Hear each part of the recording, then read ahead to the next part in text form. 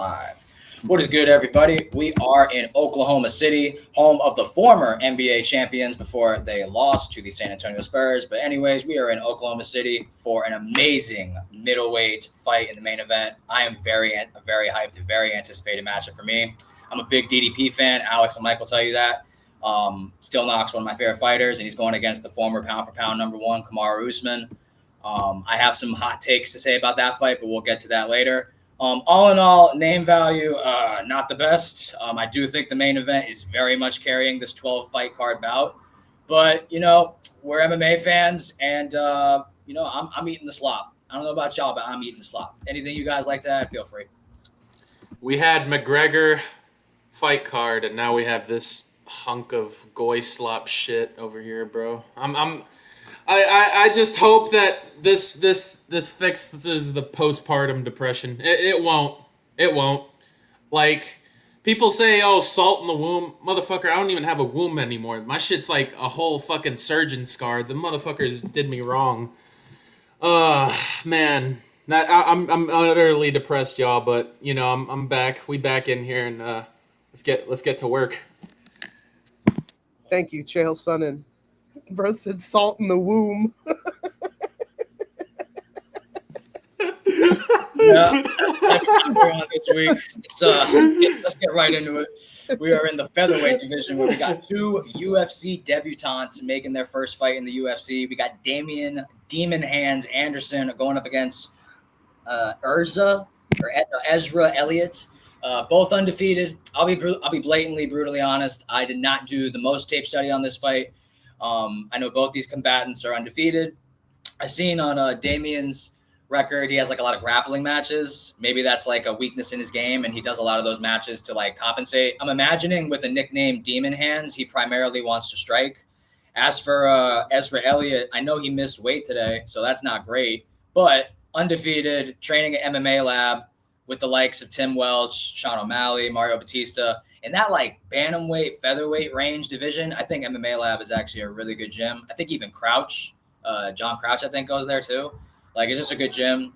I'm going to go Ezra Elliott. Not the most confident, truthfully. The missed weight does, give me some concerns, but he is a prolific finisher from what it seems. All of his pro fights are finished by knockout, submission, all first rounds. So he's a first round killer.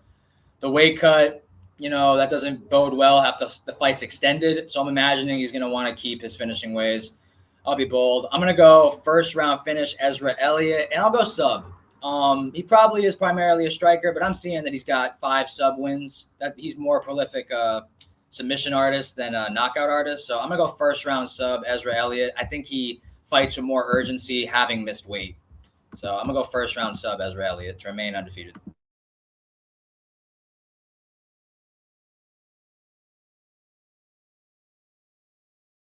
Oh, you want me to go? I'll go. Yeah, I'm going to go with Ezra Elliott. I didn't really do any tape study myself. Like I said, I was kind of like crying in a fucking black hole.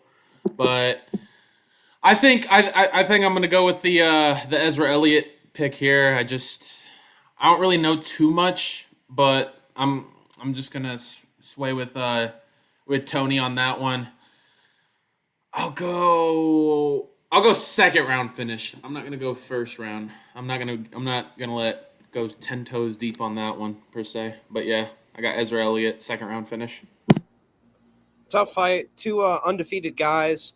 Damian Anderson is a bantamweight, whereas Ezra Elliott is a big featherweight. So that's going to do a lot of the heavy lifting for me in this prediction, just because I think also he's the better gym. I don't know where Damian Anderson trains, but he is the smaller guy. Both guys are grapplers. I do think Ezra Elliott being bigger will help him in some of the scrambles in this fight. From the tape I saw, he's very good at the scrambles. So I think, maybe if Damian Anderson is a better grappler, Ezra Elliott's size can help mitigate that. I do think he's training with better strikers. Looking at their highlights, Damian Anderson actually did have more like striking TKO highlights from what I could see. Ezra Elliott's, it was almost entirely grappling. But I don't mind that. I like Tommy McMillan's grappling. If Ezra Elliott is anything similar to that, I like his as well. It seems like they just MMA Lab knows how to have good but big fighters for the weight class. So O'Malley's big for bantamweight. Ezra and McMillan are both big for featherweight. He's coming off of a first-round win against an 8-8 bum. Neither of them, their records are really anything to write home about. Both guys are pretty young in their career. But I do like the camp. I like that he has Tim Welch in his corner. I like that he's training with these good contenders on a day-to-day basis. And the size is what really does it for me. In a grappler versus grappler matchup, I'm going to have to go Ezra Elliott. I'm going to say ground and pound TKO. I think submissions will mostly be safe from both of them. Damian Anderson's mostly like a leg lock guy. I don't really see that happening, to be honest. I could see there being like a scary leg lock moment that Ezra Elliott fights out of.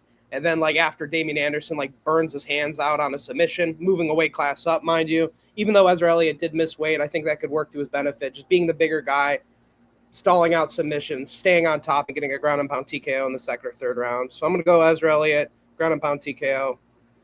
I'll go second. Clean sweep for the debut of Ezra Elliott as we head to the women's flyweight division. Ignore that. There's just some robbery on the card happening in the background. We have the UFC debut of Anna Melisano, 6-1. I think she was on The Ultimate Fighter, going up against Dion Barboza. I'm not going to really think this one through. The odds are there for a reason. I do think that's a bit much, though. Minus 650 is a bit insane. Yes, Anna Melisano has the better record. I think she was on The Ultimate Fighter, but I don't care about records on this one. I just think, who have you fought? Dion Barboza. She's just fought more UFC caliber girls. Like, that's just what the case is. She fought Karine Silva. She fought Melissa Gatto. I do think that fight was very dirty. What went on in that fight, I feel like Melissa Gatto had like a head, something with her head, like an injury or something, and they just let her proceed onward with the fight. But nonetheless, she got her hand raised. She should have won the Karine Silva fight. Deanna Belbita, that's not really a great win. Miranda Maverick's a name. Ernesta Caracete, like a name. I just don't know anything about Anna Melisano. I know more about Dion Barboza, so I just feel more comfortable going there.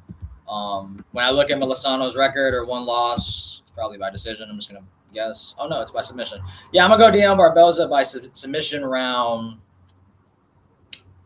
Let's go round 2. I'm just going to copy and paste her one career loss. It was her first pro fight. I just think Dion Barboza is the better grappler. She's just fought more better girls. I don't really know anything about Anna Melisano. She's going to have to show me. Yeah. Second round sub, Dion Barboza. Yeah, I'm going to go with Dion Barboza as well. I'm not entirely liking the odds on here. I don't think this is going to sound crazy. How can I elaborate this without this? You know what? I'll just say it. For a women's MMA fight, you should not be fucking minus 650. Like, unless if you're Amanda Nunes, Kayla Harrison, or whatever the fuck. You know what I'm talking about. Those type of women fighters. If you're one of those, you shouldn't be minus 650. I'm sorry. I think minus 150 is the top area for you. Like, I think that's how big of a favor I should think, because anything could happen in women's MMA. It's a 50-50 fight either time. But enough of my yapping. I'm going to go with Dion Barboza by decision. I don't like the odds. I don't like minus 650. But I guess they know something that I don't know. Yeah, I agree with Mike in the fact that women's MMA, they're never this big of a favorite. There should never be a minus 650, especially with a 9-4 girl versus a 6-1 girl. I think that's just a little stupid. Looking at her tape, Melisano does look pretty well-rounded. Not really elite, I would say, in any area, but she can grapple, she can strike. She's kind of getting the Rodrigo Vera treatment. She was supposed to be on the Ultimate Fighter season. Now she's just on this card.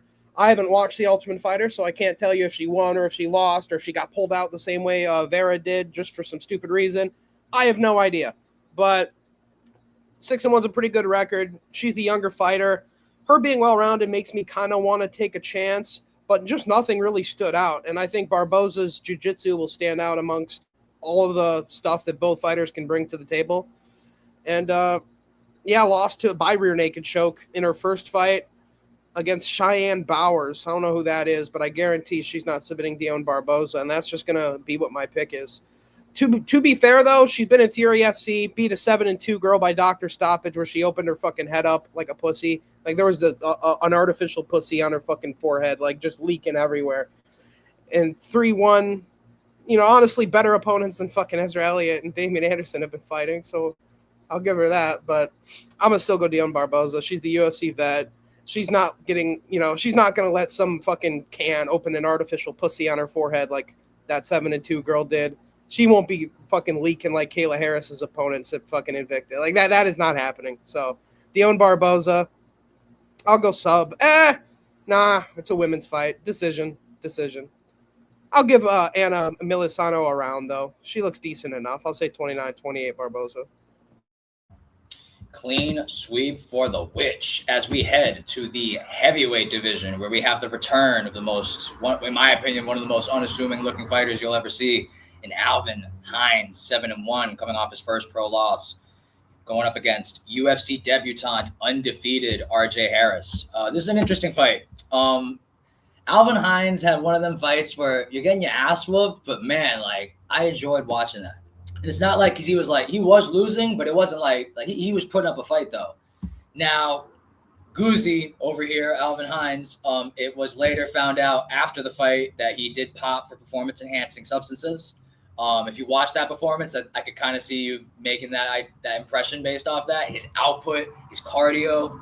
He was getting hit by Johanna Diniz, who may not be very good, but he's a former Glory kickboxer. He's a heavyweight, so he hits hard.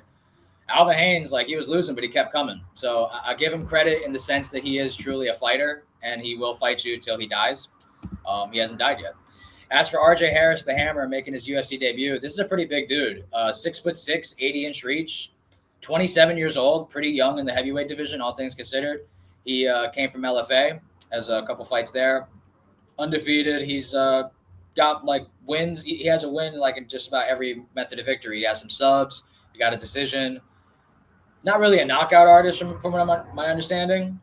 Some on the regional scene. I expect him to grapple in this fight. I think he's going to use his frame. He's going to use his size. I think Alvin Hines is going to want to fight at range and pretty much strike. I think RJ Harris is going to want to clinch and grapple. I'm going to go with the underdog here. I'm going to take a shot with RJ Harris. This is really just kind of a fade of Hines in the sense that his performance, I don't want to say it was once in a lifetime, but the volume to take that much damage and to keep going. Then we found out you were on performance-enhancing substances. I'm expecting some form of a physical drop-off, whether it's his speed, his explosiveness, his cardio. I'm expecting something to be reduced from his last performance, even though he lost. And I think RJ Harris, he's got momentum. He is a little bit young, 27 years old at heavyweight, but I just think the size is too much to ignore in this matchup. I think he's going to look pretty big in that cage. I'm going to go RJ Harris I'll go second round sub. I think he's just going to kind of smother Alvin Haynes. And Hines isn't going to really have any real pop in his shot. It's he's just not going to be – he's not really a power puncher for me. So I'm going to go RJ Harris with the upset, second round sub in his UFC debut. Tough fight. I was going to join Tony in this underdog train low-key, but I got to go with my man Michael Chiklis, bro. I got to go with that man. That's the real... Bro should really call him The Thing. His nickname should be The Thing. What's his nickname? Guzzi? Motherfucker, get that shit out of here. You're The Thing, bro. You look like the dude that acted as The Thing from Fantastic Four. If you know, you know. I'm going with Alvin Hines. I think I don't know. I think it's just the experience factor. I am kind of nervous because bro hasn't been in the octagon since the Diniz fight. I think that he's only been out for a year. I thought it was longer than that, so it kind of gives me more confidence in it. I just liked how he looked in that fight, and that's my thing. I just am nervous that him taking the steroids and stuff might have him getting off the juice and stuff is gonna fuck him. And Tony predicted that too. He said bro looked like he was on some shit too. And I think he picked him too in that fight, which was not a bad pick. I'm gonna go with Alvin Hines by decision. This is a tough fight. Both are sloppy heavyweights. I'm gonna be honest. RJ Harris does have some athletic ability behind him. He's 6'6", 80-inch reach. He does seem, although it looks very shitty in the tape, he does step back, straight hand, step back, hook, very sloppily. But he does make good decisions with shitty technique, which will remind us of somebody later in the main event. But it works. And Alvin Hines, I feel like, is a little bit more technical with the way he throws his shots. He's a little bit better grappler, I'd say, as well. We've seen him once before where he did get his shit rocked by Janata Denise. If you can't out-grapple Janata Denise, I don't think your grappling is all that. That being said, Alvin Hines popped. So I don't think we're going to see an athletic version of him as we did against Denise. RJ Harris, though, this is not Janata Denise. I know Janata Denise is kind of taking a step down in everybody's view of him, and for good reason, but he's still a top 20 heavyweight, whereas these guys are probably towards the bottom. Alvin Hines coming off of the juice, it makes it slightly hard to pick him, but I am going to pick him solely for the fact that he's got a great chin. He can take and absorb damage, and he's got a really good gas tank. I've seen a lot of his regional fights. He can win in the trenches. He can kind of shoot a takedown and out cardio the guy who's gassed out and ground and pound him out. He finds a way to win, even when he is fucked up, he doesn't quit on himself, which I rate. Former criminal. He used to rob houses in Minnesota and be addicted to meth. And now he's fighting RJ Harris. I don't know if RJ Harris can handle the pipe. I'm gonna be honest. He might alert the cops inside the house. I didn't even know that. That is crazy. That is crazy. I thought he looks like Chicolo. That's crazy. I did not even know that. Yeah, no. Alvin Hines is a former criminal, and he's got a bunch of mugshots out there. To be fair, I think he failed in robbing the house. The old lady woke up and called the cops, but I don't think RJ Harris could even get that far. But Alvin Hines, I think, just the durability at heavyweight really goes for a long way. If you can eat a shot, you can tire out another relatively unathletic guy. That means a lot to me. So even though he's off the juice, I'm going to go Alvin Hines, kind of making it a war, taking the big shots that RJ Harris gives him. RJ Harris won't be able to eat his as well. If it gets to the point where they're both gassed, I trust Alvin Hines to pull through and get a finish before the end. I'm going to say Alvin Hines, second round TKO, ground and pound or on the feet. I think it'll be a TKO, though, for the former criminal. Goonies. Goonies is in your house. TKO. He's got to call himself the Thing, man. I like that. I prefer that over that as well. As we move on to the flyweight division, Alden Correa 12-3 going up against Stuart Nickel 8-3. Yeah, this is I think this is the easiest. The odds speak for themselves now. Overvalued maybe, but I think this is justified. He's minus 1100 according to Tapology. Stuart Nickel, it's grapple or die. He has nothing on the feet. I mean, fucking nothing on the feet. Alex was telling me about his past opponent before the fight. He was telling me, Rocha is small as shit. He's a dwarf at flyweight. And he was mogging Nickel on the feet. That's bad, bro. For being from Australia, you would think you'd have some semblance of something with the hands a little bit, just even a little bit, maybe. But Stuart Nickel is cut from the Jimmy Crute cloth of Australian, as opposed to a Jack Della Maddalena type, I think Aussies know how to scrap and how to box a little bit, but Stuart Nickel does not know how to do that. I'm yapping way more than I should be. This is first or second round TKO Alden Correa. It just depends on how quick he wants to do it. I have zero confidence in Stuart Nickel. He is grapple or nothing. And I think Alden Correa has the size advantage. He's the younger guy. He's clearly the better striker. It's first or second round TKO. I'll go second round because I guess in the first round, Stuart's going to panic takedown and stall some minutes and buy him just enough time to get to the bell. I'll go second round TKO Correa. At the point, though, I think he's getting a TKO in this fight. Yeah, I got Alden Correa as well. I don't really got anything to say. I'm going to keep it short and sweet. I'm going first round knockout. I just don't think Stuart Nickel's the best out there. And I think he's going to get slimed out in round one. That's all I got to say. Yeah, I don't know why Stuart Nickel's here, to be honest. He's lost so many times, so often, with very little fucking anything to show for it. He just gets, boxed up by fucking that short dude Rocha. Honestly, that I want to say I might have picked him to win that, too. And, can't pick him after that. Victim to Alessandro Costa, victim to Jesus Aguilar. Even giving, Rocha sucks. Rocha fucking sucks. And the fact that you couldn't do anything in that fight is just disappointing.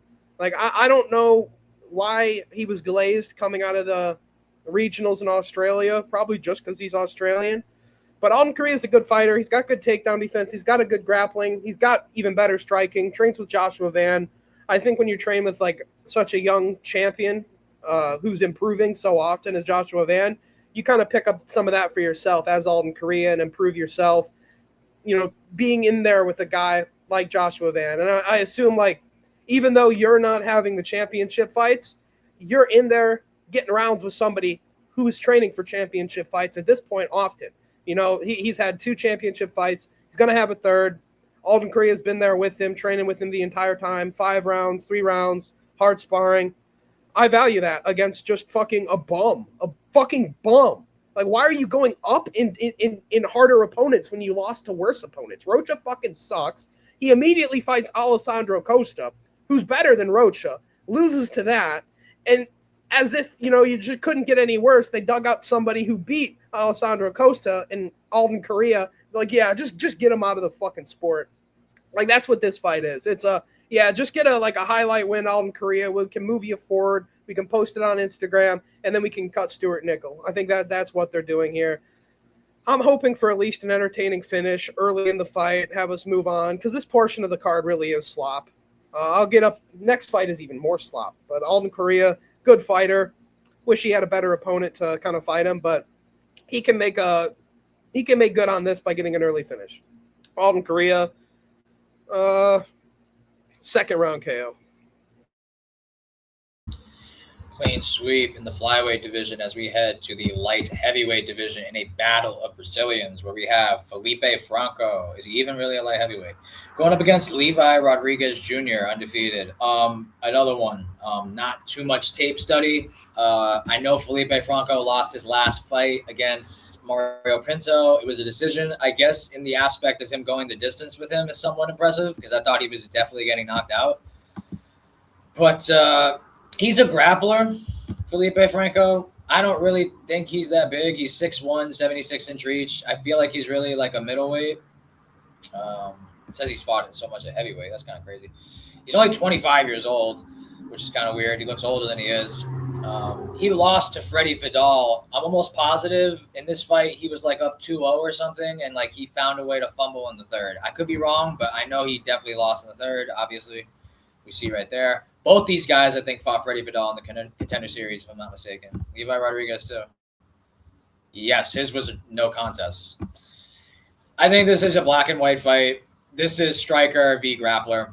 One guy's undefeated, older. Other guy, I don't really think should be fighting in this weight class. I'm going to go Levi Rodriguez Jr. I don't think Freddie Vidal's ever been knocked out. No, he's never been knocked out. He's been subbed and he's lost a decision. He lost a decision to Mario Pinto. I think Felipe Franco is going to try to grapple like crazy in this fight. Sub attempts, ground and pound, takedowns, you name it. But I don't like him on the feet. Levi Rodriguez, I don't think he's like this crazy striker, but I do rate his power more than Felipe's. And if Felipe can't get takedowns, I don't really rate his striking. So I'll go. Well, how many knockouts he got? Doesn't even say it. 1, 2. That was a shoulder injury. I'm not even counting that. 2, 3, 4. 4 knockouts and 5 wins. I guess I'll go Levi Rodriguez Jr. by. Fuck it. I'll go third round TKO. I think round 1. I think Franco's going to push a heavy grappling pace. Maybe even get takedowns. Try to advance position. But Levi's going to stay safe. Probably lose the first round. Then second round comes. He's going to be more aggressive, more urgent, more staying in the center of the cage. Felipe is going to keep shooting takedowns. He'll like push up against Levi up against the fence. And Levi is going to use like his weight and actually being like a real 205er and like kind of like reverse position up against the fence and then start getting like little knees to the body and starting attacks on Felipe. And then I think it's going to be 1-1 going in the third round. And he's just going to shoot a sloppy takedown into like an uppercut. I'm going to go third round TKO, Levi Rodriguez Jr., baby monster, and still undefeated.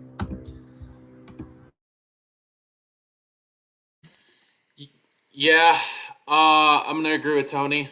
I'm going to go with the Brazilian on this one. I think he's going to sleep Oh wait, they're both fucking Brazilian. That's not Safe pretty. pick. That's a safe pick Yeah, there. it's I like that. That's safe. not a pretty, not very fucking bright of me. My bad. I'm very fucking retarded for that, y'all. My bad. Oh, what you mean? That's a safe pick, bro. You can't lose. You're picking the Brazilian. Nah, I got Levi Rodriguez as well. I think I don't know, man. I don't really I suck at I did horrible taping on this shit, man. Uh I'll go KO in the second. I'm gonna go with this is the 5-0 dude. That's his debut, right? Okay. I'm gonna go second round KO. I think he gets it done in his debut. Yeah, we got two fat Brazilians. Felipe Franco, I guess, isn't fat. He's jacked, probably on juice, but he is dog shit. He's dog shit at fighting. He lost to Freddie Vidal when he was a huge favorite. You can't let that happen.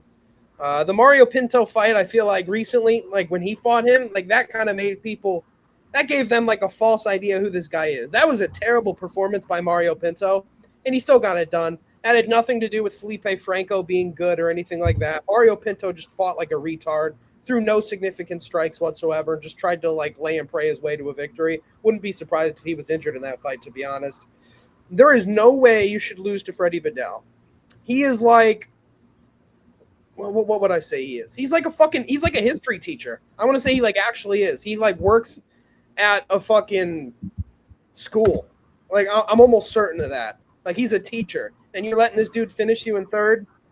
I don't know. Levi Rodriguez didn't have that problem. He fucked up Freddie Vidal, and then he popped for Juice right after. So we got another one of those guys. Wins on the Contender Series, pops for Juice, and then he's in the UFC now. Levi Rodriguez, though, he's got good striking. He's got good power. I mean, I'm just going to pick him to beat Felipe Franco because Felipe Franco shouldn't be in the UFC after fumbling a victory against a fucking history teacher. I'm going to say even if Levi Rodriguez does show up a little fat, the striking's going to be better than Felipe Franco's. I'm going to trust – I want to say Levi's got good takedown defense, and he out-scrambled Vidal, which means nothing. But, hey, Franco couldn't do it. Freddie Vidal beat Franco, lost to Levi Rodriguez. That's what this fight comes down to for me. I'm going to go Levi Rodriguez Jr. by KO, even though he's off the roids. I'm picking both of the guys that hopped off the roids. I'm going to pick Levi. Fuck Felipe Franco. That's most of it. He shouldn't be here. Yeah, first round KO. Yeah, I think Franco's like trying to like be like Jalton Almeida, low-key. Like he looks to me like a middleweight fighting at 205, and like Almeida was a heavyweight, and he looks like a 205er at heavyweight. That's just my personal opinion on that. It's not. He's like a Walmart. He's like, and he don't really fight for real. He don't really get fit. He's just like sub hunting. He's just like kind of grab. He to me is like Jalton Almeida, low-key. Like a way worse version, obviously. As we move on to the welterweight division, where we have Siak, Korean Tyson, I believe his nickname is, Hyun Ko, 13-2, going up against JPL Jean Paul Lebozanyai. Can I take it from here? Yeah, let Mike take the wheel on this one. You could go first afterwards. I just want to break this one down. I'm going with Siak Hyun Ko. I'm not really entirely impressed with JPL. I'm gonna get it out the way. Hang out with Jaden Cable. That's downgrades, down points. If everybody has done their research on Jaden Cable, we know what type of religion he serves. Allegedly. I'm playing a character, Jaden, just in case if you sue me. I just don't like it, man. I don't like that he's going all this goofy stuff, and he's done more than just videos with Jaden Cable. He's just doing influencer shit. I'm not really a big fond of it. This dude's nickname's Mufasa. Yeah, bro, I'm going with Hyuk Ko, bro. Hyuk Ko, I know he's trying to do influencer shit too, but at least he's good. Like, he's doing training shit with his shit. Bro's out here just doing videos with all these other guys, and I think he does like dumb shit with full violence every now and then. I'm not really a big fan of that. Hyuk Ko is out here training with Conor McGregor. God rest his knees. I He's been hanging out with Tyron Woodley. I guarantee you he probably knocked out Tyron Woodley in sparring. I know he's not. I know he's knocked out Tyron Woodley in sparring. I'm confident in that, and I bet you he's got some confidence in this. I know he hasn't been getting any KOs here, but Phil Rowe was landing some decent shots on John Paul, bro. He was landing some decent shots. I'll go with the decision route. I'll go decision. I'm gonna go with the decision here. He hasn't been getting KOs, but I rate Huck Seung Ko's performance against Phil Rowe than John Paul's is. I low key, Tony, remember, like we low key thought there was an argument to be made that Phil Rowe could have done well if he. It was just some bad mistakes on Phil Rowe's behalf, but I thought there was an argument that you could have. Wasn't that split? Let me check. I think I was close. I definitely gave Phil Rowe the third round. That's for sure. Let me see. I don't remember it too much, but I remember it was competitive as hell. Split. Yeah, there was an argument to be made that Phil Rowe could have won. I remember Definitely when won round 3. Definitely won round. I thought it was 1-1 going into the third, and I thought there could have been an argument for a Phil Rowe round 3 win. That's just my opinion. But yeah, I haven't been entirely impressed with JPL's performances lately. I'm going with Huck Seung Ko. Bro's been hanging out with Connor. Bro was training with Tyron Woodley. I know he's knocked him out in sparring. Bro's probably got his chest out, knocking out Tyron Woodley in sparring. I want to go KO just because I've been saying that, but he hasn't been doing any KOs lately. That's my issue. I'm going with I'll go with a 30-27 Huck Seung Ko decision. I think he's gonna get him. I think he's the better grappler. I think he's the better striker. Overall, I think he's the better martial artist. Bro's also a star, by the way. Yeah, he is. He's got a huge fan base in Korea. Not that like any of us know or like really understand that, but yeah, he's Stun Gun TV. Who's what's his name? Stun Gun. You know, the UFC fighter. He fought Nick Diaz, I want to say. But what's his name? It's gonna be like something Sung Park or something Sung Yu or something like that. But I can't fucking think of it. But yeah, Stun Gun. He's a pretty popular guy. Got a big YouTube channel in Korea. Sung Kyo KO is like his prospect, his protege that he trains with a lot, and he's actually pretty good. He's known for having KO power. We have not seen that, but he is a good fighter with great grappling, and I do think he beats JPL here. As Mike and Tony were talking about, that Phil Rowe fight is stinky. I'm going to be honest. You're not supposed to make it that close with somebody like that unless you're a bum. Like, this is a guy who like was losing to Nico Price, you know, Phil Rowe was. So JPL, he's got okay striking, okay grappling. Nothing really wows me. I think him and KO's striking is probably pretty similar, but I think Seok-Young KO's grappling is just next level. He's been able to pretty much molest everybody on the ground that he's fought, including Oban Elliott, including Phil Rowe, who John Paul Ebasanai, however you pronounce it, couldn't do. Just going from what we've seen, I feel like they've fought similar people in the unranked portion of the division. Of course, Seok-Young KO's been here longer, but I do just think from what I've seen, he's the better fighter. He's got a better team around him. He's not out here just doing media shit all the time, which I feel like JPL is, and he's not really big enough to do that. He's with Jade Cable a lot. He's in like anytime like he's on a card and the UFC does like some like, what's in the box? Do you remember this fight? What do you think about draw your opponent? JPL is always in that shit. He's always in it. So I just think there's a little bit more dedication to the game. Like he's been training with Connor Woodley. He's been training, like going around the world. People that come to Korea, he like gets to meet them and train with them, which I think is pretty cool. And I think he's just better. I'm going to go Seok-Young KO. I'm going to go, I don't know if I go decision or submission. It's been a lot of, I feel like, decisions so far in Seok-Young KO's career, but I kind of want to trust him to get a submission here. I think I'm probably going to go decision. I think JPL's got a decent enough understanding of the grappling game so far, and Seok-Young KO doesn't have a finish in the UFC. So I'll go KO decision. Seok-Young KO by decision.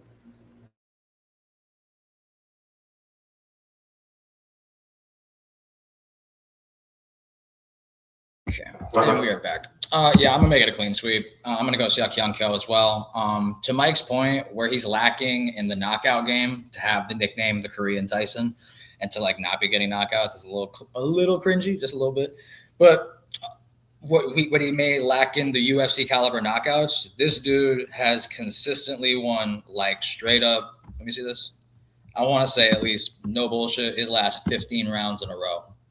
Like seriously, Phil Rowe had no success whatsoever. He, like Mike said, arguably won the fight. Definitely won the third round against JPL.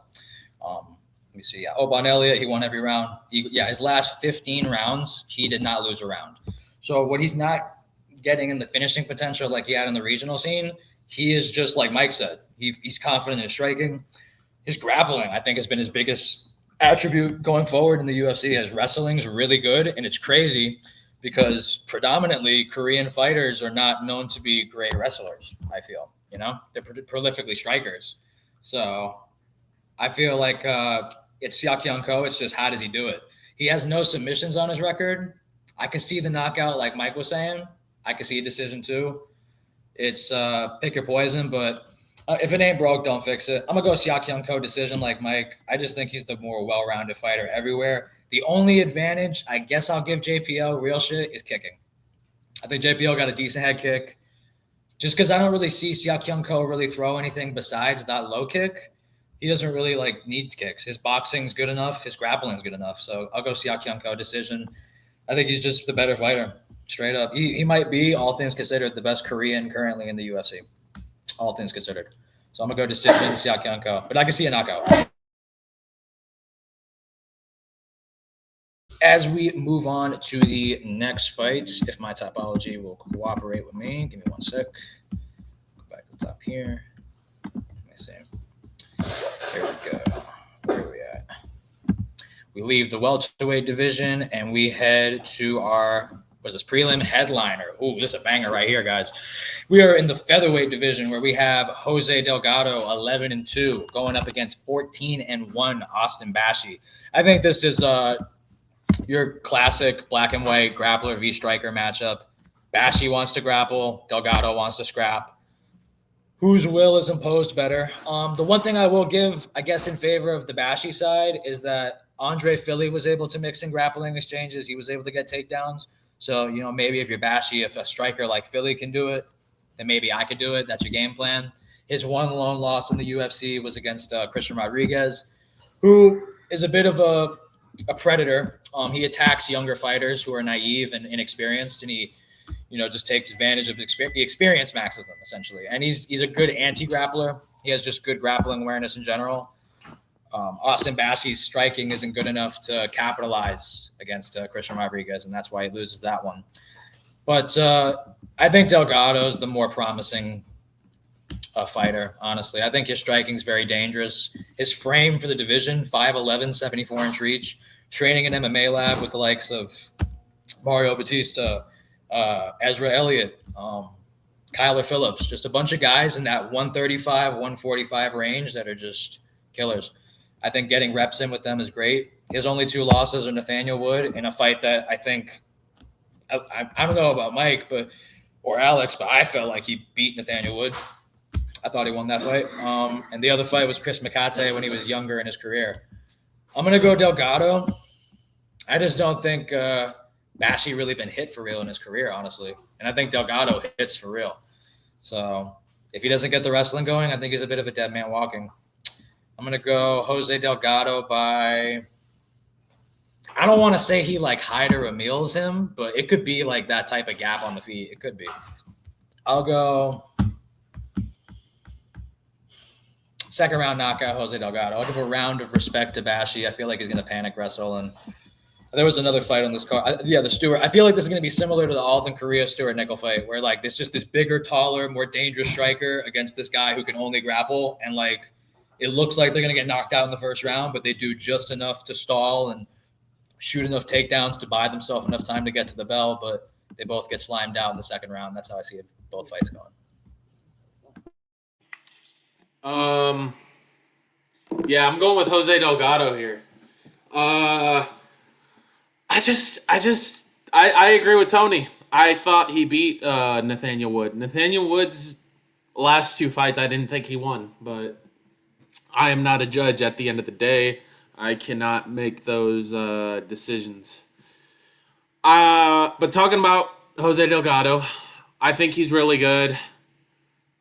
I'm going to go with, I kind of want to go finish. I'll go decision. I think he'll win off damage. I think Austin Bashi will have control on Jose Delgado, but Jose Delgado will have the damage and factor and just start piecing him up. What I like about Jose Delgado is his boxing. His boxing was very nice. I don't think he's like high level boxing, but I think it's pretty good boxing. I think it's entertaining boxing. Like, bro puts on scraps. I think this is gonna be a great fight. This might. You know what? No. Because we're going to I think the next fight will be fight of the night, but this fight could be a contender to the fight of the night. I'm gonna go with Jose Delgado, the decision, 29-28, or he could get a finish, but I think I'm gonna go with a 29-28 Jose Delgado win here.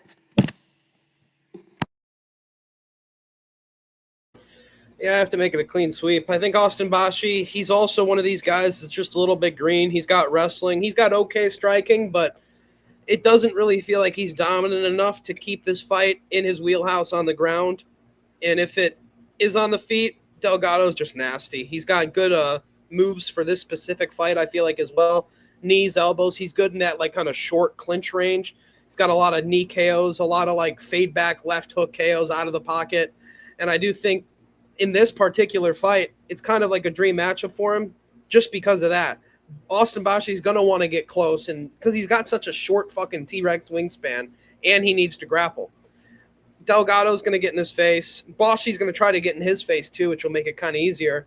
And I think he'll probably be able to KO Bashi, which is kind of unfortunate because Bashi's like or at least was a prospect, and it feels like they're just kind of giving up on him here. Like, yeah, fight Meg fucking Delgado, kid, and go die on pay-per-view, although it's not on pay-per-view.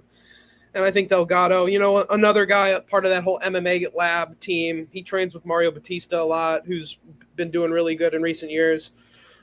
I think Delgado's like that. I think he's one of the better prospects in this division. I do think he won the Nathaniel Wood fight as well. I do think he won that fight as well. Or Mike and Tony said that. And I think, in general, it's just going to be hard. It's going to be a bad day. It's going to be bad, Austin Bashi. It's going to be bad. Delgado's good, and this is just a bad stylistic matchup for him. I'm kind of saying the same thing over and over, so I'll end it there. But, yeah, I just don't think it's going to be a good day for Bashi. I don't think he can do what he needs to do to win, whereas I think he's going to make it easy for Delgado to do what he wants to do to win. So I'm going to go Delgado, second round KO. I guess I'll give Bashi out of the first, but I think he'll take a lot of damage. He'll be taking elbows, knees, getting cuts open to him.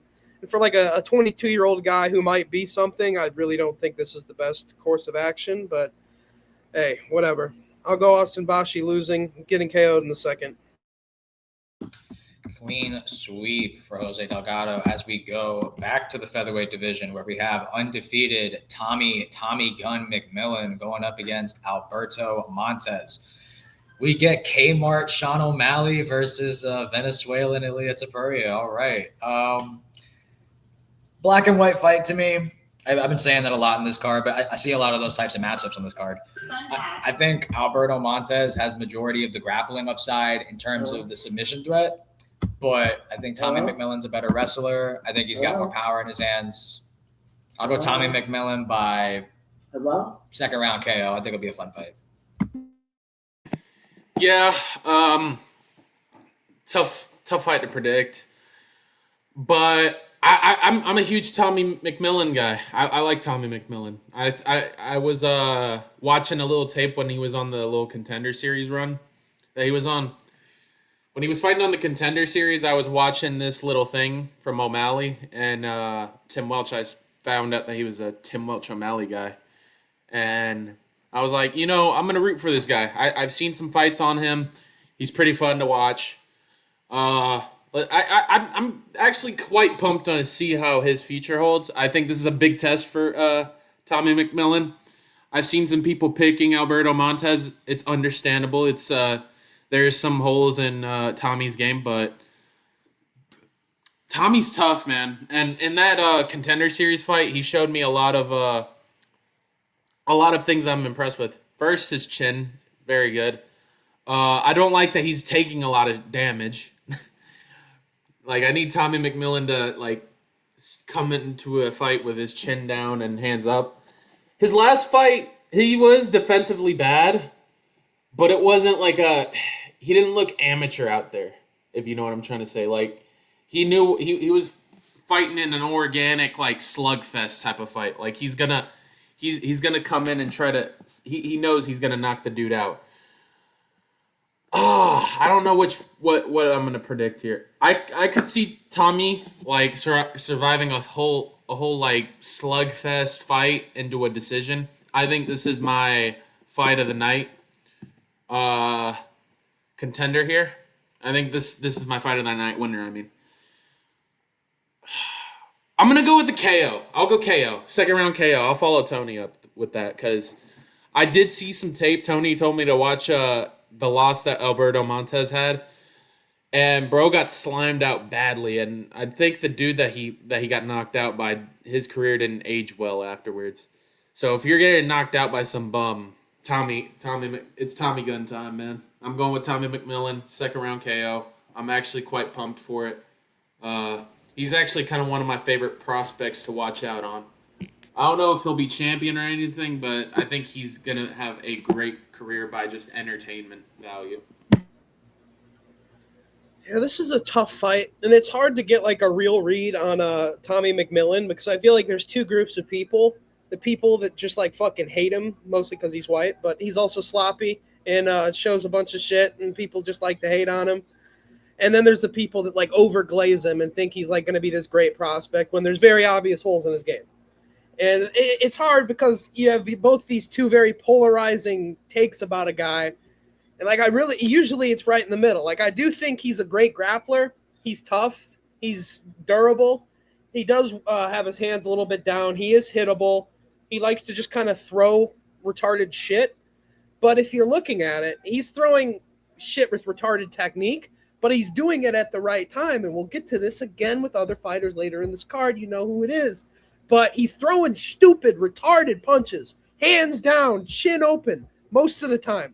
But, you know, when he gets into the pocket, chin tucked, slip in the head, moving out, he's doing retarded shit smartly. So I'll give him credit for that. And I do think, like, as far as a fighter goes for that, you can kind of force a fight into that position where you're comfortable and they're not. A guy like Montez, who's been KO'd before, kind of wants to get the grappling going. On the feet, he wants it to be little pretty, you know, jabs, low kicks. Like, I'm watching this Ricky Turcios fight right now, and Ricky Turcios is just getting in his face. Like, Tommy McMillan can do this. And Montez wins this fight. I know he wins this, but I remember him looking better in this fight originally. So I was feeling like I might, you know, switch on the fly. I might have to go Montez, but the one thing I will say that worries me about this fight for McMillan against Montez is Montez has a very good anaconda choke. In his Contender Series fight, there was a lot of like sprawl positions against Magoyan where he has like a front choke attempt on Magoyan and Magoyan's got a front choke attempt on him. He had a really nasty like guillotine neck crank on Tommy McMillan. In that fight, it looked like he was going to break his fucking neck. It was very nasty. So I do worry against like an anaconda specialist, Dar specialist like this guy. He might have that little extra to finish it, whereas Magoyan didn't. Magoyan's still a really young guy in his career.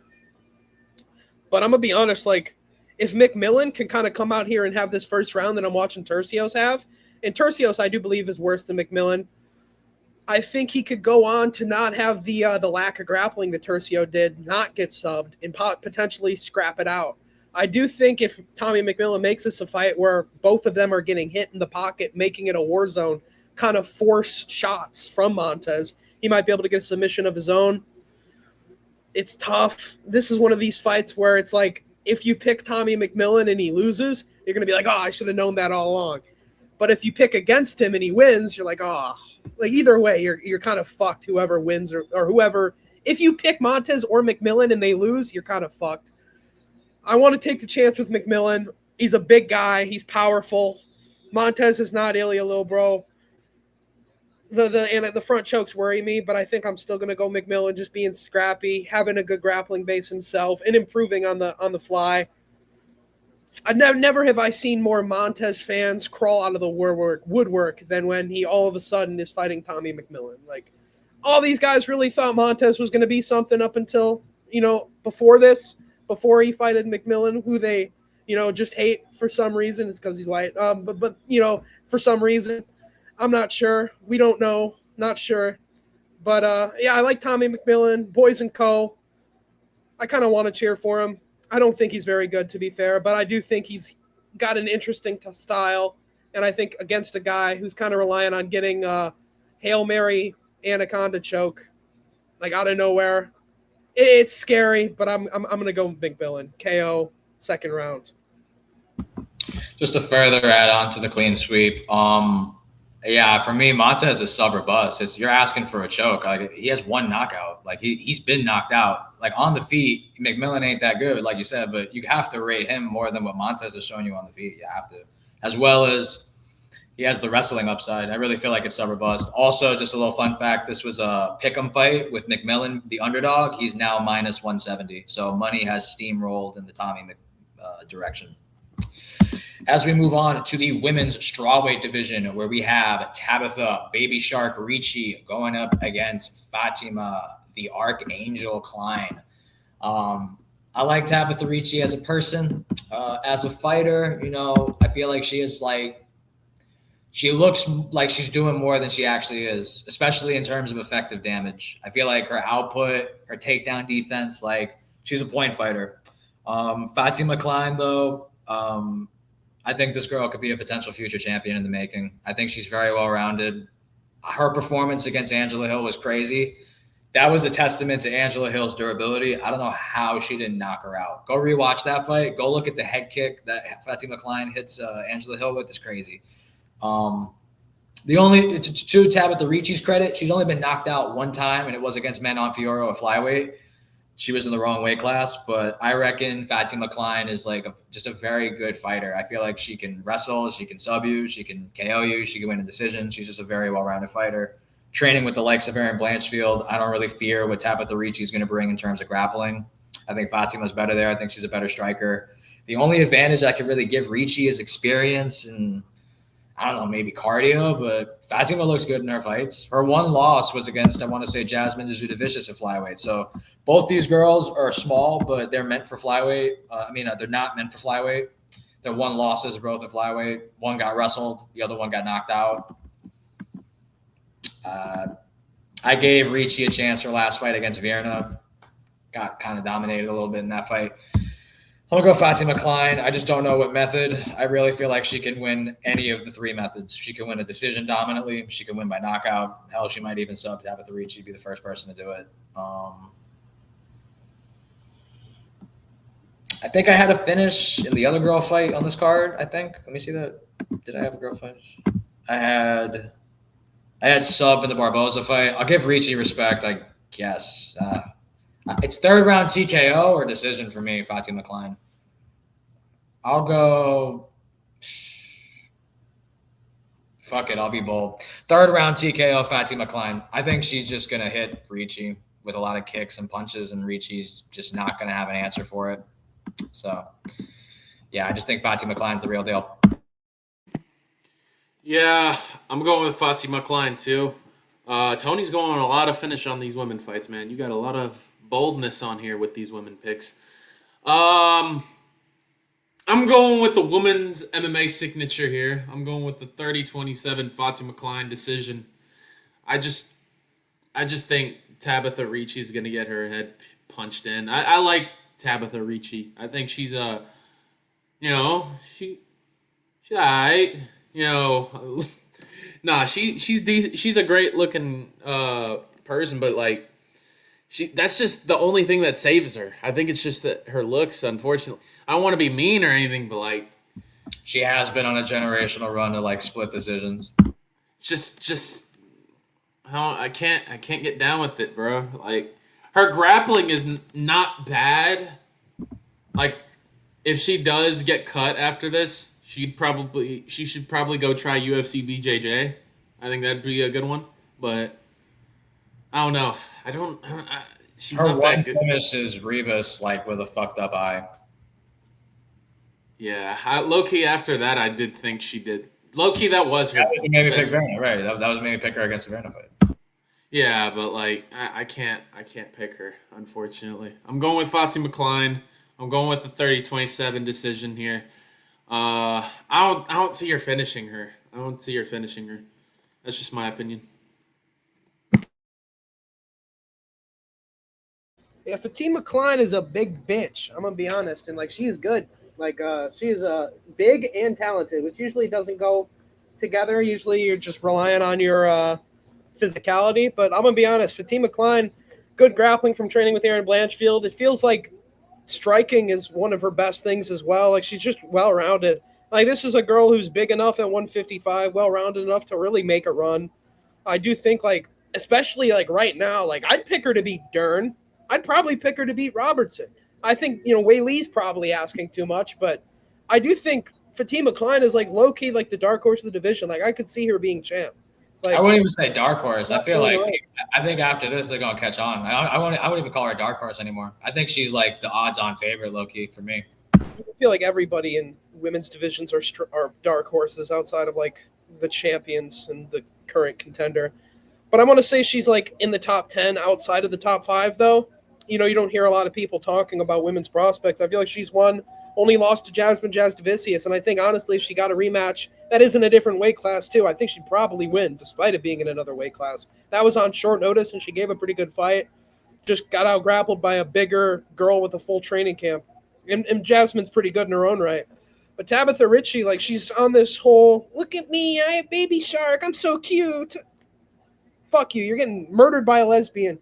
Like that's what's happening. That shit's for the birds. Do that shit in fucking inside your home when we can't watch you because honestly, it makes me want to pick against you. You're out there like soying it up with Callum Walsh. Callum Walsh is soy. Never seen him knock out a man that wasn't a plumber. Tabitha Ritchie got lucky with an elbow to the eye and fucking ended Rebus's career, which is a shame.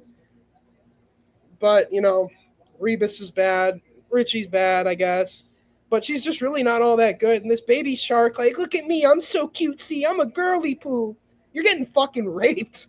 Oh, you're getting raped by another woman in the cage. Consensually with I mean, you sign up for it at the end of the day. I mean, Fatima Klein's going to win badly. Let's leave it at that. If it was like Jared Cannonier and CLD and I said that, nobody bat an eye. But, wrong fight to say that. Fatima Klein's going to win.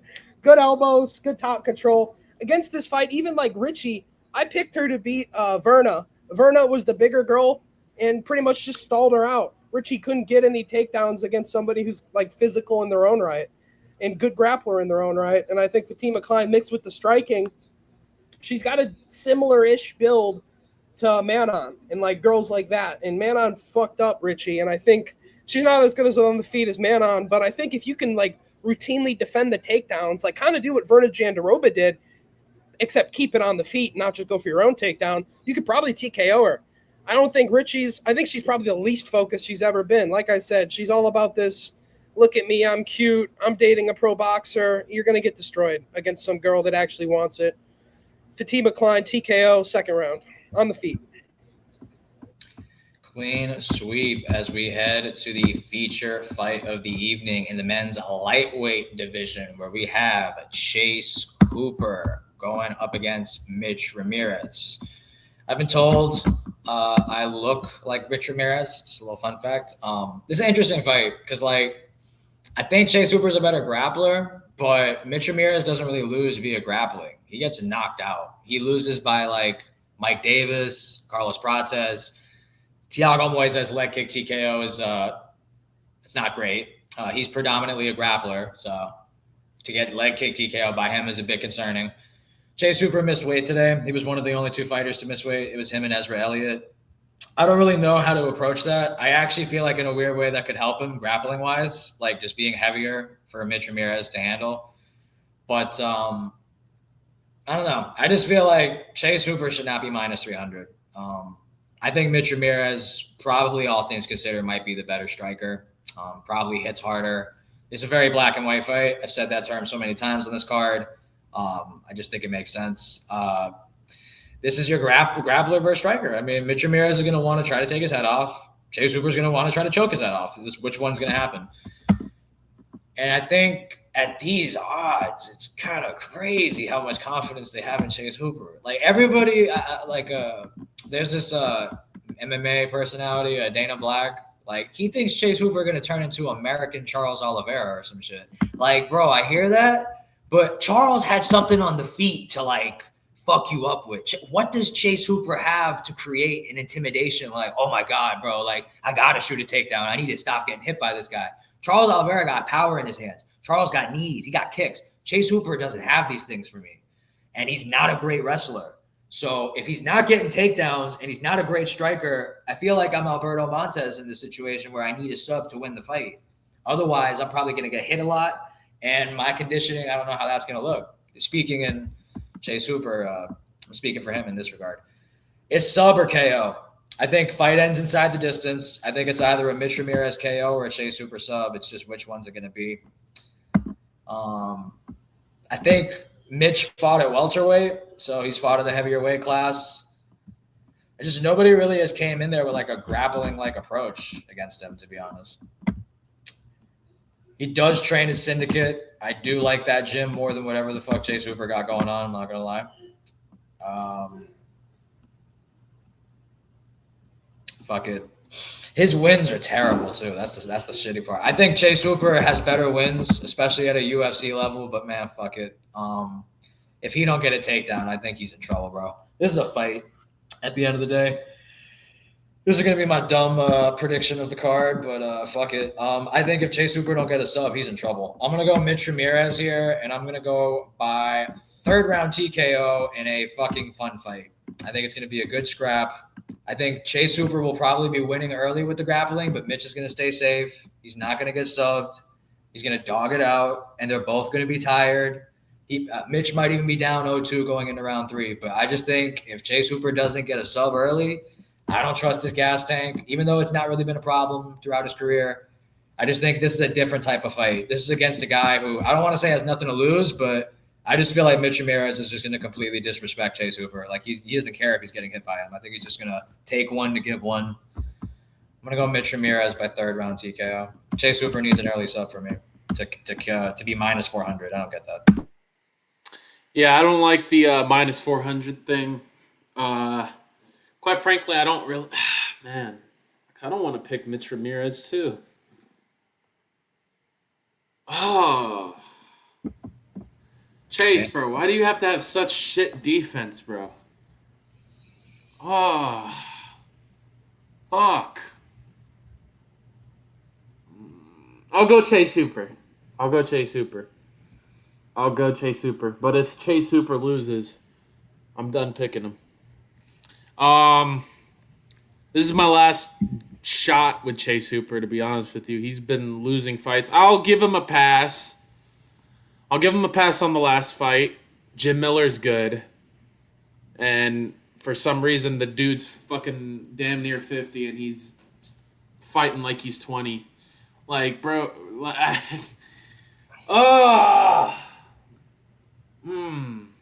I'll go Chase Hooper still. I'll still go Chase Hooper. I'll go sub, second round sub. I'm not confident in it by the sound of my voice, but fuck, man, fuck.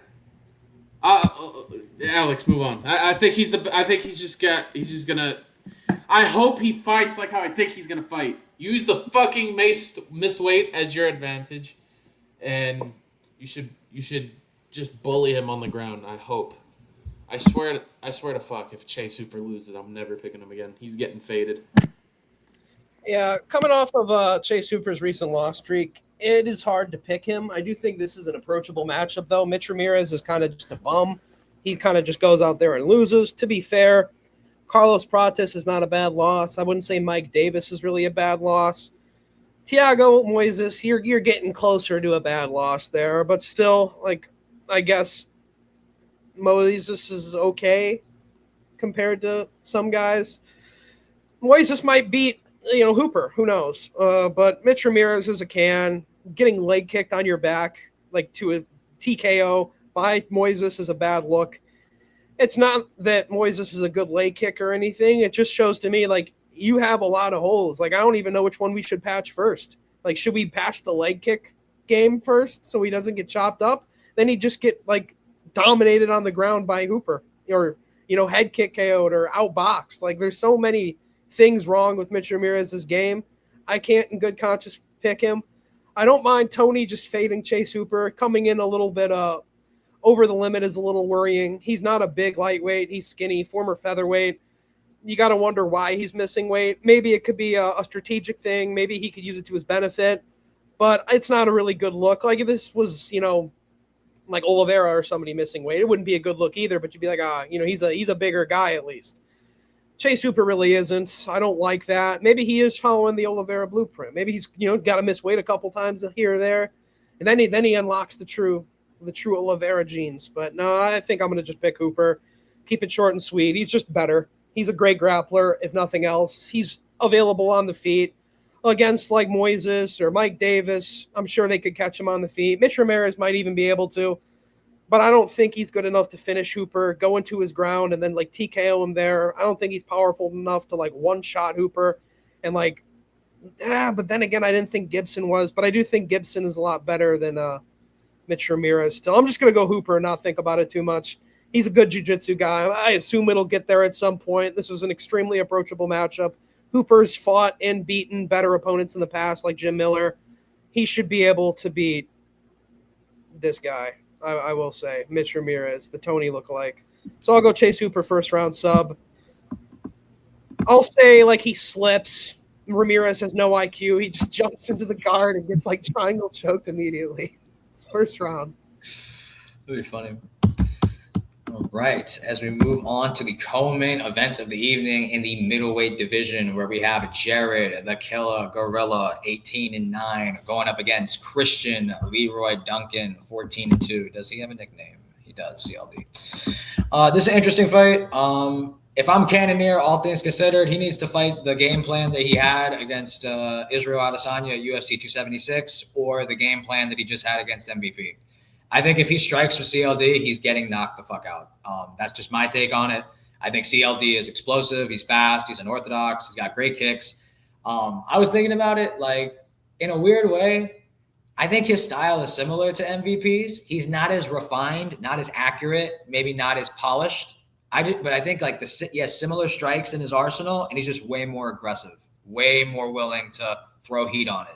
So I feel like he's like a lesser, more aggressive version of MVP on the feet, at least. Not to say like he's got the same speed, but just similar strikes I see with CLD. He likes the spinning shit way more than MVP, though. I'll give him that. Cannonier showed a willingness to wrestle in his last fight, like I said, against MVP. I feel like he needs to have that kind of mentality here. CLD's last fight was a bit weird. I picked him to, like, beat pretty much TKO Roman Dolidze. I didn't really get that effort. Right about now, though, I reckon they're about similar in durability, Dolidze and Cannonier. Cannonier did impress me in his last win against RoboCop, and that's a guy who CLD lost to. But CLD got, I want to say, like, RoboCop mixed in grappling more so in that fight than most in his UFC career, and he was able to kind of negate CLD's unorthodox strikes and, like, take away his footwork and just kind of ground him. I don't know if I trust Jared Cannonier to do that for 15 minutes without getting tired and leaving himself open to get hit. CLD is the more rangier guy. He's the younger guy. I just feel like if Cannonier can't get a takedown, I mean, he's got leg kicks, but I trust CLD in the kicking game way more. And I think he's faster than Cannonier, and I think he's going to land. I'm going to go CLD by – do I give Cannonier a round of respect? I kind of don't want to in a weird way. I kind of want to say first round slime out, honestly. When's the last time CLD got a knockout? It was Marco Tulio. It was the second round. Eric Anders first round. Went the distance with Pulaev. Who was Cannonier really getting knocked out, though, by? Imavov. Who else? Derek Brunson. No, he knocked him out. What am I saying? He doesn't really get knocked out that much, to be honest, in hindsight. He's only been knocked out 3 times in his career. I don't know. I just feel like style-wise, this is an interesting matchup. If he can't get close to CLD or ground him, I feel like CLD at range picks him apart, fucks him up. I'll go CLD second round TKO. I think the kicks are going to be apparent. I think he's just going to be too fast, too crisp, too explosive for Jared Cannonier. Yeah, I'm going to go with CLD here. I'm going to be honest with you. I never really thought Jared Cannonier was really that good. Like, I like go to his resume real quick. I know they're great names that he's losing to. I think, let me see. He's only losing to good names. There's nothing wrong with that. I'm not saying anything bad about it. But people like to say, "Oh, he's not shitty and this and that." But if you rewatch the Derek Brunson fight, I know he beat the shit out of Derek Brunson at the end. But if Derek Brunson had cardio, he would have won this fight. Darren Brunson was rocking his shit on the feet. I didn't like that. That's why I picked Israel Adesanya to win. I thought he was going to finish Jared. I thought Strickland beat him. I think Marvin Vettori is just not as good. Not really good. I think that's a shit win. Now, go up. Losing to Nasruddin is not bad, but getting KO'd by him is not the best in my opinion. Well, he didn't really get KO'd. It was like a weird little stoppage, I get that, but he was still getting wobbled on the feet by him. Kaio, not a bad loss, even though I fucking don't really like Kaio as much. Gregory Rodriguez is not a bad loss. I mean, he didn't lose to him. He beat the shit out of Gregory Rodriguez, but in my opinion, Gregory Rodriguez is alright. He's not bad, but he's not good either, in my opinion. I know his losses aren't bad, some of them, but he hasn't really, wowed me. I'm going to go with the CLD here. I'm going to go with a first-round KO. I'm not showing any respect. I think he's too old. If it was, a younger Jared, and if I, didn't think what I thought, I would have probably picked him. I didn't like the Gregory Rodriguez fight out of Christian Leroy Duncan. He did get his ass whooped by him and manhandled on the ground. But I don't know. Some's telling me Jared's getting slimed out here. He's too old, too inactive, and he's just been getting slower every time when he fights. I don't know if it's just me that sees it, but he just looks slower and slower as time progresses. I'm going with the CLD late first round TKO, maybe a second is on board. Yeah, Jared Cannonier, man, 42 years old, another MMA Lab guy on the card. You know, even though he was old, I always thought of him as pretty active. He fought twice in 2025, twice in 2024. He fought once in 2023, 3 times in 2022. I always just kind of thought of him as an active guy, to be honest. And now that he's kind of taking a year off in between fights, it's not usually like him. It makes me think, maybe there was an injury at play, or maybe he's just getting old, which is honestly the facts. He's 42, probably an old 42 as well. I'm not sure exactly. It'll say. But he's just, taking a lot of damage. 42 in 4 months. Christian Leroy Duncan's young. I don't think Duncan's going to be champion or anything like that, but he's explosive. He's got a wide move set. He's got a deep bag. He's improving his grappling. When we first saw him, he was very, he was too spinny. He's kind of, toned that down a little bit, less spinny, a little bit more technical now. Against a guy like Cannonier, MMA math would say, CLD loses to RoboCop, Cannonier beats RoboCop, so Cannonier beats CLD. But like Mike said, if this was a younger Cannonier, probably. But time is a motherfucker. And, it's one thing if you're, 37 or 38, you're still old. But once you're, 42, you're like Stipe, bro. And Stipe was oh, look at this unk. He's so old. Why are you so old? Go home to your wife and kids. Cannonier's, getting to that point, too. He's just too old to be a middleweight top 5 contender. It doesn't feel right. Or top 10 contender. Middleweight, I know they get a little bit more leeway. You have a little bit older fighters, Usman's 39, fighting in the main event, moving up from welterweight. But I don't know. I don't like old people fighting young people. I think that's fair to say. CLD, he's a good striker. Cannonier's a good striker too, with power in his own right. He's got a decent grappling game, but CLD did decent against Delidze. He was a lot more dangerous on the ground than Cannonier. It was kind of a stinky fight. You could tell he was like thinking about it, but Cannonier is kind of just a slow old man with a right hand at this point. CLD's, like I said, he's got a deep bag. I think he'll be able to do a lot in this fight. Low kicks, high kicks, body kicks, jabs. I think he'll even be able to spin. He did get caught by Delidze with a spinning back fist once and kind of dropped to a knee, so that's not a good look. But I do think Cannonier is just done at this point. I maybe should show him respect, but I'm not gonna. He's just too fucking old. He's 42.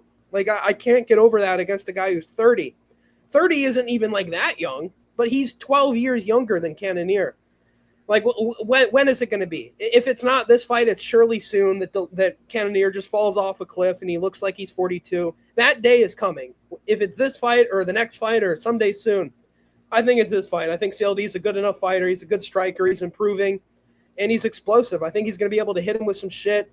He can kind of do what MVP and Imavov did, fight at that longer range, hit him with the kicks, the jabs, until you find your moment to kind of explode, and then TKO him kind of like Imavov did, even though I think that was an early stoppage. Baralho probably should have been a KO. Kind of similar there. He kind of played at range, and that was a much better Cannonier that I think fought Imavov and Baralho than the more recent one. He kind of won in the MVP. He got around in the MVP fight just because of the grappling, and MVP has no grappling. CLD's got better grappling than MVP. Maybe it won't be as dominant as MVP, like throughout the rounds, like when they are on the feet, but he's not having that happen to him in the third round. I think CLD will probably KO him, to be honest. I think he'll go for the finish. He seems aggressive. He does like a big flying knee feint, then he just like rushes forwards with like a big blitz right hand and rips combos, spinning elbow on the exit. I like CLD. I hope he stays in the middleweight, like top 10. We get some good fights out of him. I could see like him versus Adesanya being fun, stuff like that. I think he TKOs Cannonier in the first or second round. I think Cannonier, it's going to be the straw that broke the camel's back. Just too fucking old, man. CLD. Clean sweep in the co-main event as we head to the main event of the evening, where we have former middleweight champion of the world, Dricus Still Knocks du Plessis, going up against the former pound-for-pound number one welterweight champion, Kamaru the Nigerian Nightmare Usman. I'm going to let y'all take the wheel. I demand to go last on this one. All right. Damn. We're not gonna get the Glaze Fest over with already. No, I like Dricus. There was a common time, like, even when I wasn't really the biggest Dricus fan, Tony could vouch, like, I was siding with Dricus on this whole people trying to make him into some white supremacist. Like, that genuinely annoyed me. Kamaru Usman was one of them. I am picking Kamaru Usman, by the way. I'm not Kamaru Usman. Fuck. No. No. Don't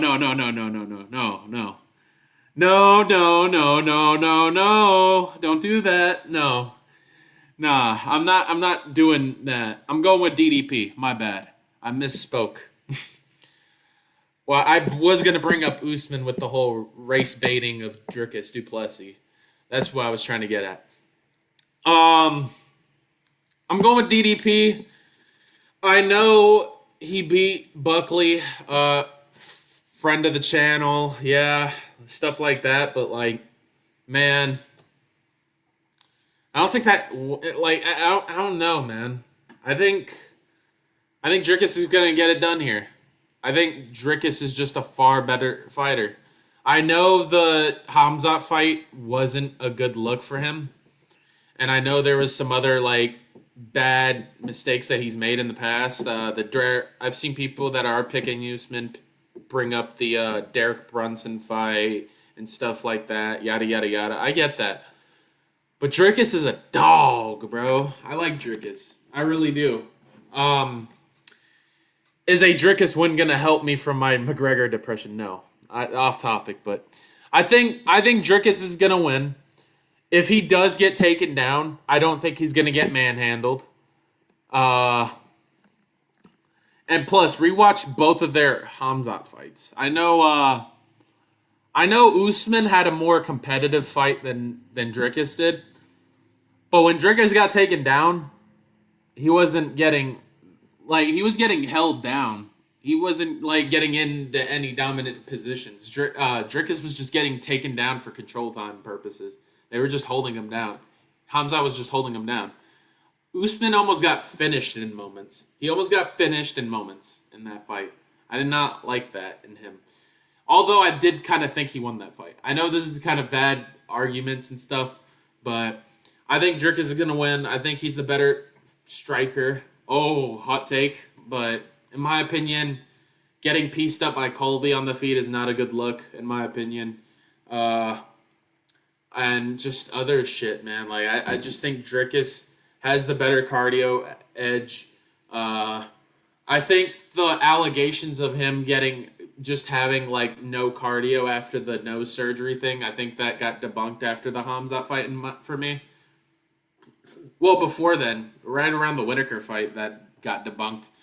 I think he has phenomenal cardio. Bro got held down, and in the 5th round, he was still throwing crazy strikes at Hamzat, and he was having a good 5th round prior to getting taken down and manhandled. I'm going to go with the Dricus. I'm going to go with 3rd or 4th round TKO. And actually, you know what? I'm going to go sub. I want to go sub here. You got subbed by Alex Caceres' fucking brother, bro. And Hamzat had his back, too. I know Hamzat's better, and Hamzat's this and that. But I don't know, man. I think I could see... I could so see Dricus subbing him. I've been watching tape. What is Dricus' best move on the back? I mean, I kind of let it... What's his best submission moves? It's chokes. They're rear naked chokes. I think he's going to catch him with a rear naked choke. I think he's going to drop him, get his back, going for ground and pound. I think it's going to be Izzy-esque. I think it's going to be the Izzy sub-esque. I think he could finish him here. I could see a TKO in general. I could see ground and pound TKO as a head factor. No, I don't think he can out-wrestle Usman. Usman has the edge. But I think my prediction's just going to lead on to him dropping Usman.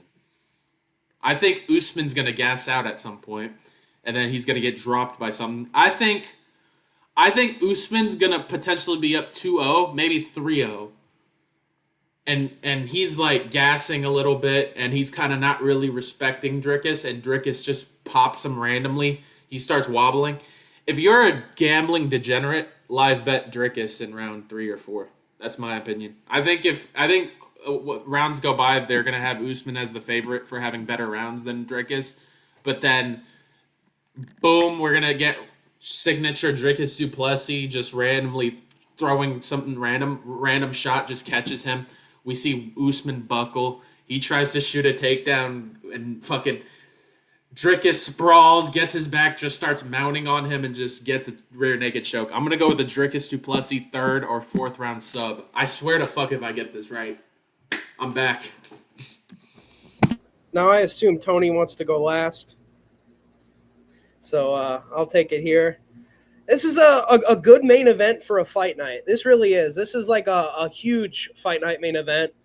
Despite the early prelims being pretty buns, there's some good stuff sprinkled upon. Tommy McMillan's fight's cool. The co-main event is cool.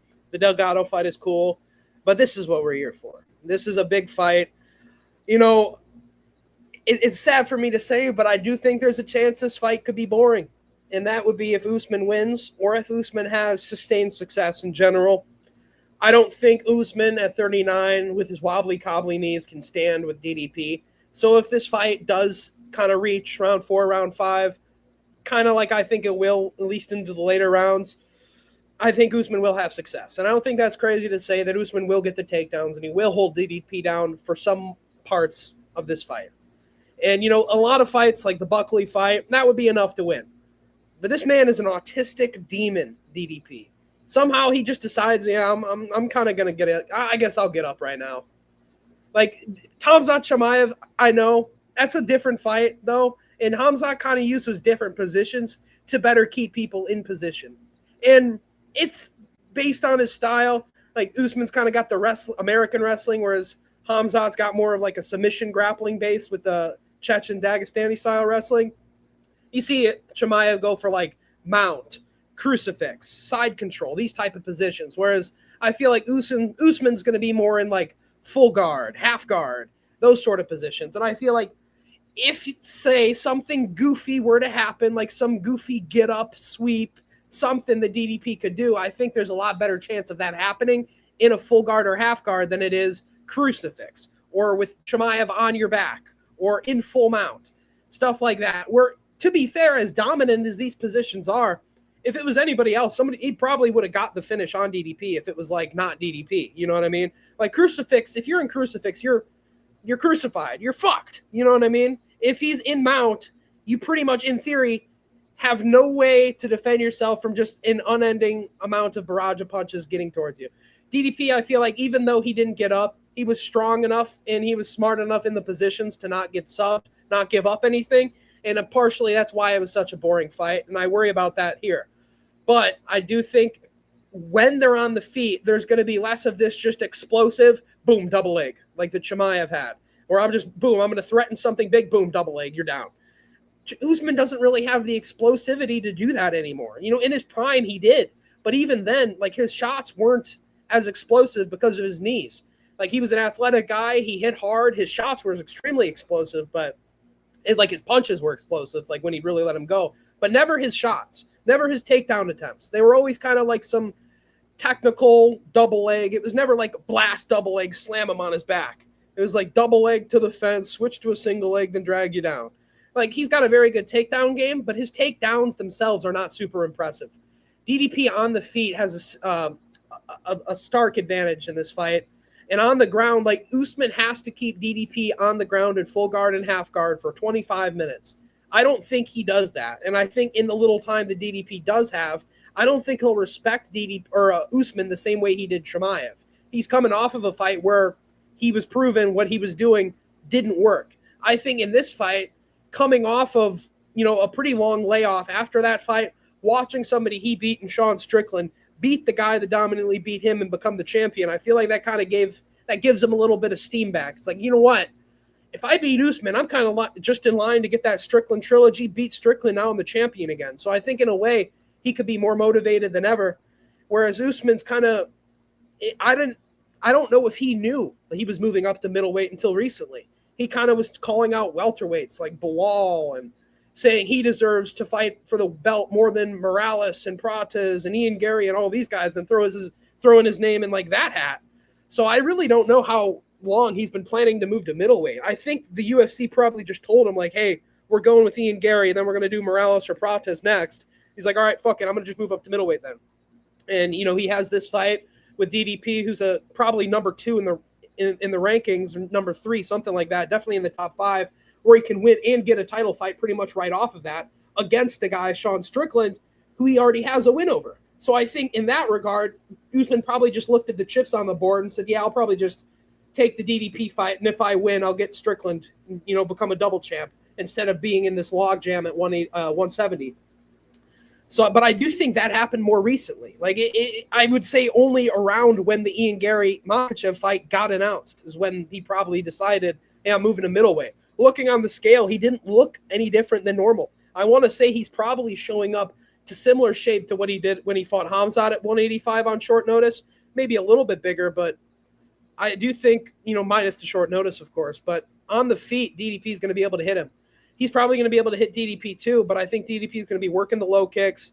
He's going to be hitting him in the body. He's wearing on this old man. And, I just like the Cannoneer pick. I don't think old people can really beat people that are like younger or in their prime, like 30, 32. I'm going to go DDP here. I think he's going to do some goofy shit on bottom, get up, and kind of put it on him on the feet. I feel nervous just saying it because watching that Hamzat fight it takes it out of you. But I do think he'll be able to do it against a 39-year-old man who isn't anywhere near as explosive as Hamzat was. I think he'll definitely have more moments on the feet. And DDP is just a guy, like, if he has a moment, he can take it and make it something. And if you're getting head kicked by Leon Edwards in the 5th round after winning the whole time, DDP's magic will work on you. I'm going to go DDP 4th round TKO after a long, close fight. I could say Usman might even be up like 2-1. But, knees getting tired, more DDP grows more confident, defends more takedowns. It's kept on the feet for longer. And eventually DDP will hit him with like a knee to the face, rock him, or a hook or something, and get the TKO victory. I don't mind sub, though, either. But I'm going to go DDP 4th round TKO. Main event of the evening in UFC OKC. This is a banger. This is one of my most highly anticipated matchups of the year. I think this is a great fight. And all things considered, I think this is a historic fight. I think the winner of this fight is the greatest African combat sports athlete of all time. I think Israel Adesanya's legacy is cemented in middleweight. Great fighter. Francis Ngannou, former heavyweight champ. What he's accomplished. He even took some fights in boxing, went to PFL, became the champ there. Very impressive. Glory kickboxing over the years has had a resurgence in African talent. But all things considered, I think these two are the best highly accoladed fighters when we're talking about top-tier African fighters. Kamaru Usman, I think the resume speaks for itself. A lot of people consider him the greatest welterweight of all time. I still consider GSP the greatest of all time, but I can understand where their thought process is, considering his level of competition. He was a round away from tying or breaking Anderson Silva's consecutive win streak record in the UFC before the Leon Edwards fight. Enough to be said about Usman. Hall of Famer, guaranteed, welterweight champion, trying to take his chances at middleweight. And then you have DDP, who I just think is a natural-born winner. Everywhere he competes, he wins. K1 kickboxing, EFC regional scene in Africa, KSW beat Roberto Soldic for the belt. UFC, he's 9-1. His one loss is Chimaev, but he won the belt and defended it. I think DDP is an amazing fighter. I know he gets ragged on for his unaesthetic style. He's considered goofy and like DDP by Falling Anvil and Looney Tunes Hammer. I completely understand the memes, but there's a method to the madness. MMA has taught me that it don't got to be pretty. It just got to be effective. And when you watch him fight, yes, does he do things that aren't considered by the book? 100%. Does he take chances he shouldn't be? For sure. Is his defense vulnerable? Hell yeah. No one's perfect, but he is perfectly imperfect. That is what DDP is. He makes you fight his fight. You fight at his pace. You fight at his tempo, unless you're Khamzat Chimaev. And I know the Khamzat loss isn't aging as well, considering what Strickland did, but I do feel Khamzat Chimaev is more dangerous on the ground than Kamaru Usman. Both of them have similar knockout rate in their career, about like 40%, but Khamzat's way more dangerous sub threat than Kamaru Usman. When Kamaru Usman's on top of you, you got to worry about, okay, like I don't want to stay here for the rest of the round. When Khamzat's on top of you, you got to worry about if there's going to be another round. Like it's a difference in intensity. It's a difference in a finisher. I think Usman will get takedowns. Statistically speaking, he's supposed to. His wrestling offense is better than DDP's wrestling defense. That's not even emotional take. That's just statistical take. It's the facts. He's going to get takedowns. He has a very good jab. I recommend that he sticks behind that on the feet. But the problem I'm having here is I think people are also saying like a lighter man's skill will take like Usman's going to look like rejuvenated. I don't know about that. I think DDP being a former welterweight kind of kills that. I think the kicks of DDP are going to be tremendous in this fight. Low kicks. He has a good body roundhouse. I think he has probably, no bullshit, guys. I think right now, I think DDP has the best question mark kick in the UFC. He whips that shit so fast. His lead question mark kick is nasty. He's got power in his hands. He's shown you he can go 25 minutes consistently against a defensively sounded fighter like Sean Strickland. He beat him in like 2 5-round settings. I have to rate that. He finished Adesanya. He finished Robert Whittaker. I think he adds another legend to his list.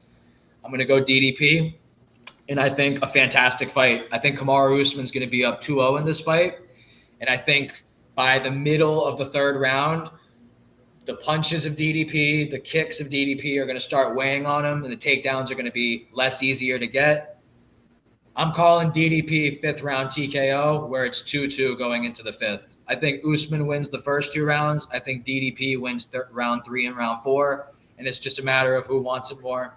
And I think DDP The reason I'm saying 5th round TKO is because I thought his best round in a losing effort against Chimaev was the 5th round, and I thought Joaquin Buckley, after getting arguably 4-0'd, had his best round in round 5. I think DDP's cardio, like Mike said, the narrative on it, I think it's lazy. I think that was pre-no surgery. He's gone, 10 rounds with Strickland, and he's gone the full 25 with Chimaev and didn't get finished. I think his gas tank is fine. Usman isn't as intense as Chimaev, like Alex said. He's not as explosive with his takedowns. He's not as dangerous of a finisher. And yes, he could have success with the jab and the straight hand, but he's not defensively as sound as like a Strickland. I feel like he'll have success on the feet, but he'll get caught right back. I don't like his kicking defense. His head kick defense ain't good, as we all know. I think the legs are there for Usman. DDP, 5th round TKO. It'll be 2-2 going into the 5th. And I think DDP just got more dog. And like I said, I think the winner of this fight is the greatest African combat sports athlete of all time. And it should be a good one. I think this main event is carrying this card. Obviously, you look at the lineup, it's not that great, but I'm so hyped for this card. I think it's going to be a great one, great fight. Can't wait.